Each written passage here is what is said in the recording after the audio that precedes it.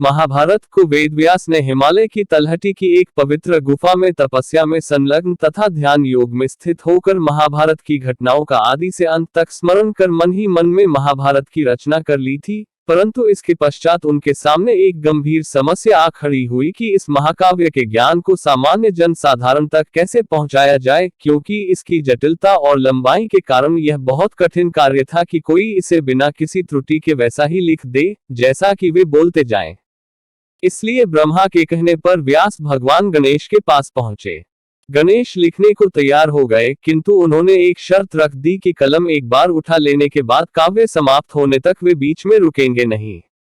व्यास जी जानते थे कि यह शर्त बहुत कठिनाइयां उत्पन्न कर सकती है, अतः उन्होंने भी अपनी चतुरता से एक शर्त रखी कि कोई भी श्लोक लिखने से पहले गणेश को उसका अर्थ समझना होगा।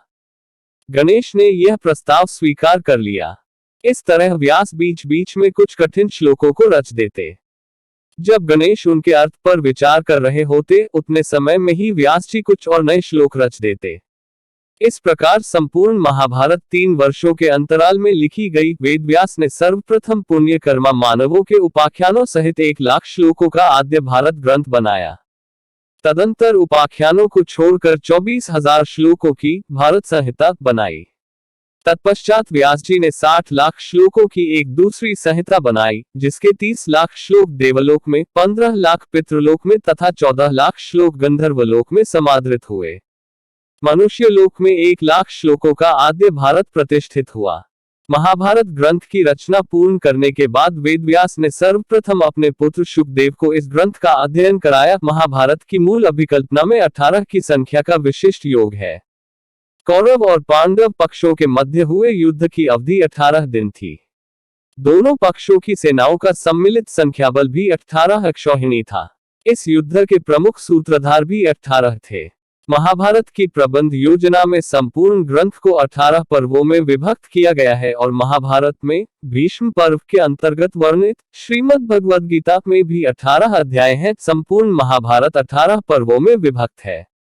पर्व का मूलार्थ है गांठ या जोड़। पूर्व कथा को उत्तरवर्ती कथा से जोड़ने के कारण महाभारत के विभाजन का यह नामकरण यथार्थ है। इन पर्वों का नामकरण उस कथानक के महत्वपूर्ण पात्र या घटना के आधार पर किया जाता है। मुख्य पर्वों में प्रायः अन्य भी कई पर्व हैं। इन पर्वों का पुनर्विभाजन अध्यायों में किया गया है। पर्वों और अध्यायों का आकार असमान है। कई पर्व बहुत बड़े हैं और कई पर्व बहुत छोटे हैं। अध्यायों में भी श्लोकों की संख्या अनियत है।